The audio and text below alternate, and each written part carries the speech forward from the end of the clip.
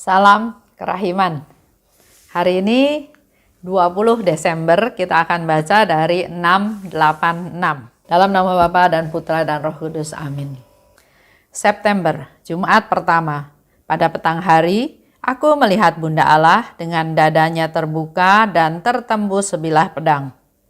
Ia mencucurkan air mata kepedihan dan melindungi kita terhadap hukuman Allah yang dahsyat. Allah mau menimpakan hukuman yang mengerikan atas kita, tetapi ia tidak dapat melakukannya karena Bunda Allah melindungi kita. Ketakutan yang dahsyat mencekam jiwaku. Aku terus berdoa tanpa henti bagi Polandia. Bagi Polandiaku yang tercinta, yang sedemikian tidak tahu bersyukur atas Bunda Allah. Kalau bukan karena Bunda Allah, semua usaha kita akan tidak banyak manfaatnya. Aku meningkatkan doa-doaku dan pengorbananku untuk tanah air yang tercinta. Tetapi aku melihat bahwa aku tampak laksana satu tetes di depan gelombang kejahatan. Bagaimana mungkin satu tetes dapat menghentikan gelombang? Oh ya, dari dirinya sendiri, satu tetes itu tidak ada artinya apa-apa. Tetapi bersama Engkau, Yesus, aku akan berdiri tegar menghadang segala gelombang kejahatan dan bahkan seluruh neraka. Kemahakuasaan-Mu nyata dalam melakukan segala sesuatu. 686. Ini terjadi September pada waktu Jumat pertama pada petang hari. Aku melihat Bunda Allah. Gambaran yang dilihat oleh Suster Faustina itu berbeda-beda ya. Hari ini dikatakan dadanya terbuka, tertembus sebilah pedang. Dalam keadaan Bunda Maria yang menderita ya, dadanya tertembus pedang. Pernah saya ke salah satu gereja, lupa ya di mana, itu ada memang gambaran Bunda Maria yang tertembus pedang dadanya. Dikatakan lebih lanjut oleh Suster Faustina, ia mencucurkan air mata kepedihan dan melindungi kita terhadap hukuman Allah yang dahsyat. Kita lihat ya, pengorbanan Bunda Maria buat kita semua umat manusia. Dia tahu kita berdosa. Dari penampakan Bunda Maria beberapa kali, dia menampakkan diri dan dia berpesan, bertobatlah, berdoalah. Sekarang yang dilihat oleh Suster Faustina adalah satu gambaran di mana Bunda Maria sedang menderita. Begitu menderita sehingga dia sampai mencucurkan air mata kepedihan. Dan dia tetap, walaupun menderita, dia tetap melindungi anak-anaknya. Dengan perlindungan yang dia berikan supaya kita terbebas dari hukuman Allah. Hukuman Allah ya yang dahsyat. Manusia berdosa. Kalau kita lihat dalam kehidupan sehari-hari juga ya, luar biasa. Saya baru lihat juga di TV beberapa minggu yang lalu, dana bantuan sosial dikeluarkan oleh pemerintah untuk membantu rakyat miskin yang hidupnya dari penghasilan hari-hari. Dia berjualan harian. Otomatis kalau jualannya laku, dia bisa makan, bisa bawa uang pulang ke rumah untuk kebutuhan rumah tangganya masing-masing. Tapi dengan keadaan pandemi seperti sekarang ini, di mana COVID-19 juga masih merajalela, otomatis bisnisnya dia mati. Nggak ada yang mau beli. Seandainya jualan pun nggak ada yang mau beli. Karena semua lebih berhati-hati dengan pola makan, dengan makan yang mereka konsumsi, nggak sembarangan. Nah, akibatnya banyak sekali orang-orang yang jatuh miskin. Bahkan kalau lihat persentase pengumuman persentase itu, kemiskinan di negara kita ini meningkat jumlahnya.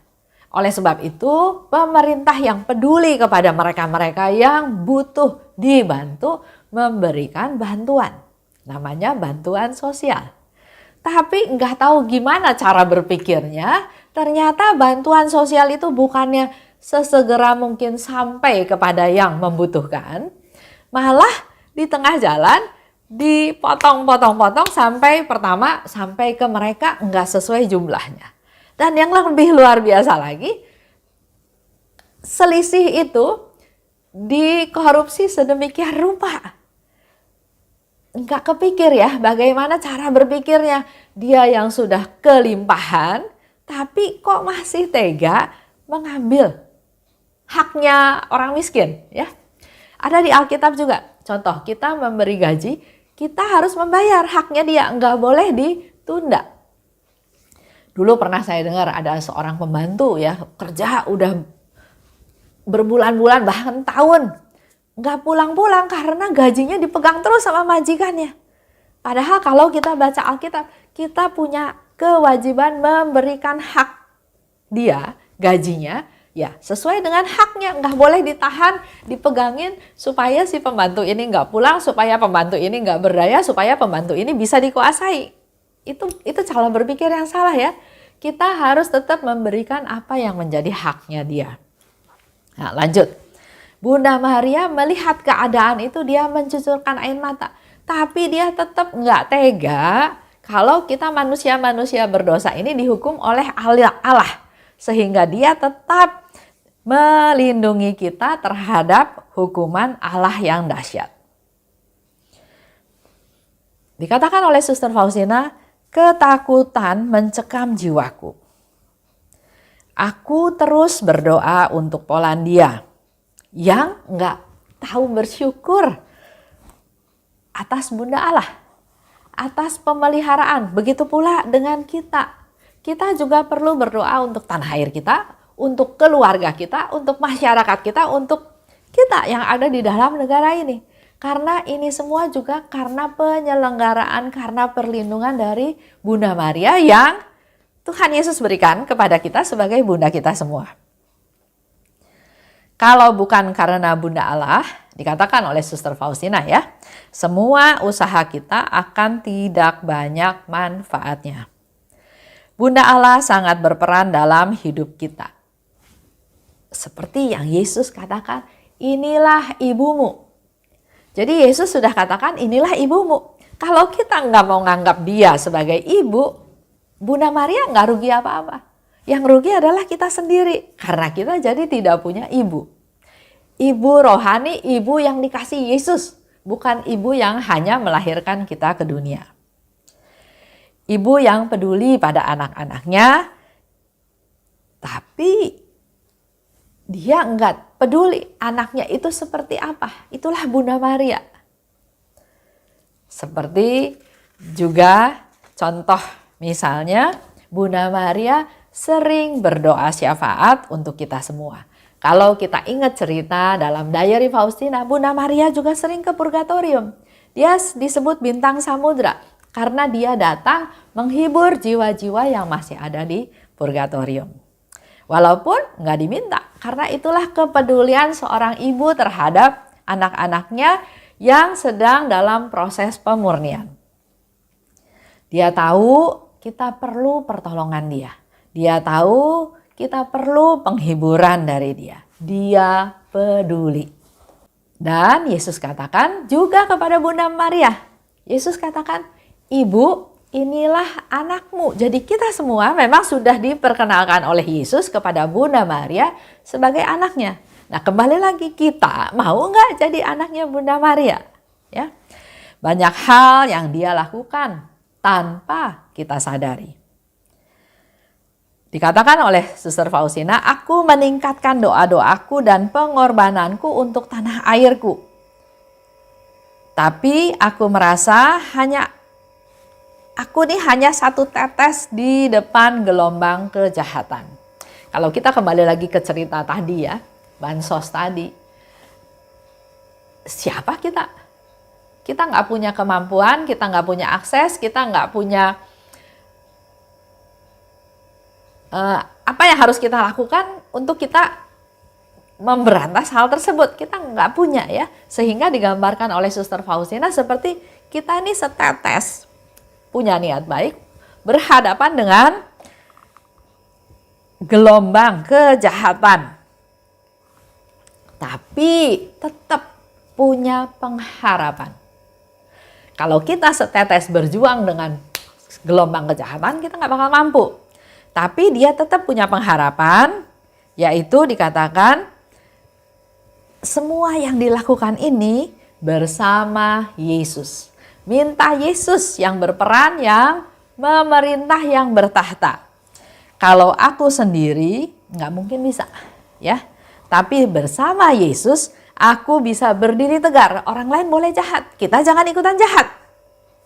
Menghadang gelombang kejahatan dan bahkan neraka. Kemahakuasaanmu nyata dalam melakukan segala sesuatu. Jadi kita sebagai setetes itu bersama dengan Yesus, kita justru bisa menghadang gelombang kejahatan tersebut. Dengan cara jangan ikut-ikutan jahat.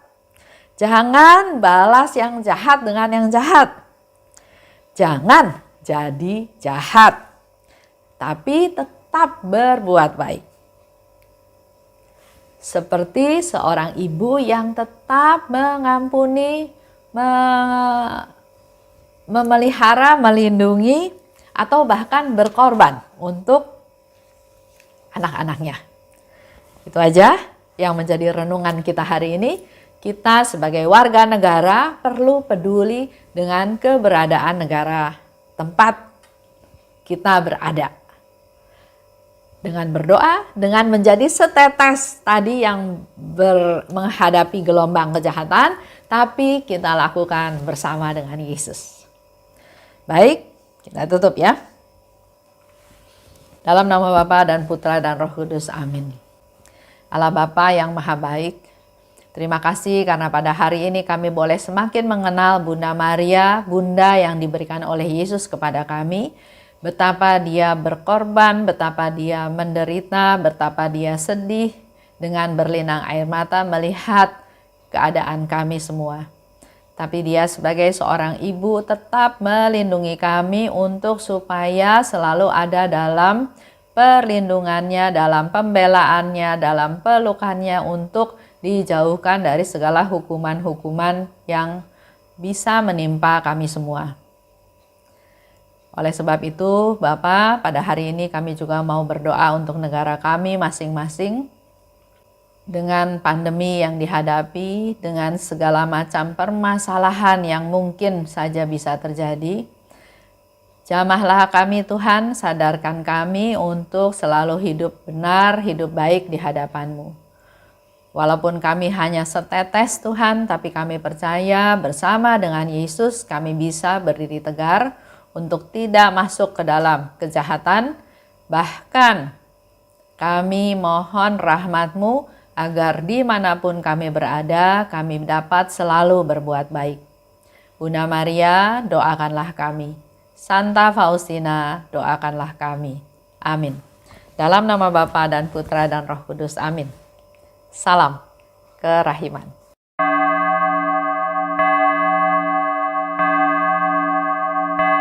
Hatiku